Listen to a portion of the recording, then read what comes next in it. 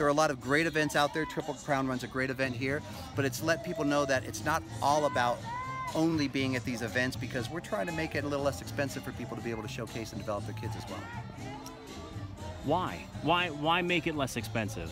I mean, for parents, that's a great thing. I've heard too many stories of people, again, not knowing that they don't need to spend this money. So when I hear a family in their late, the parents are late 30s, early 40s, and they're taking out loans for unofficial trips, one of my roles is advisement and guidance, and they don't need to do that. So that's exactly why there are thousands of dollars being spent, because someone doesn't have the guidance, and if they feel if we don't go on the road, our daughter doesn't have the same advantages as those two kids that have been to all of these camps. So I think it's imperative that we allow families to not stress financially.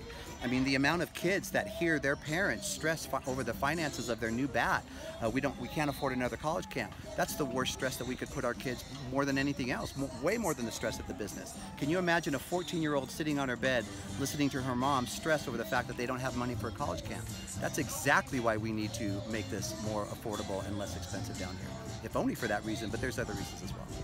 All the people that are spending money that they don't have, so the lack of disposable income and the amount of college camps that are being attended from 12, 13, 14-year-old players, and parents that are trying to give their daughter what they think is the same advantage that somebody else has.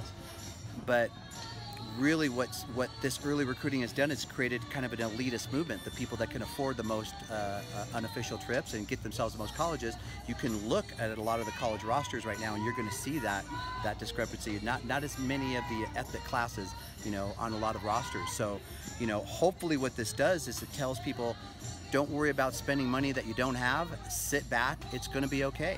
I reassured our organization last week that the defining Olympic team, the Olympic team that came up and won the gold medals, those girls were all recruited their senior year of high school into college. None of them were recruited at 15 and 16. In fact, half of that team might have not been recruited if there was early recruiting back in the 90s. So there was a time before early recruiting and everything was just fine. In fact, what it allowed us to do was play the sport for the joy of playing the sport. Compete for championships, compete for finishes.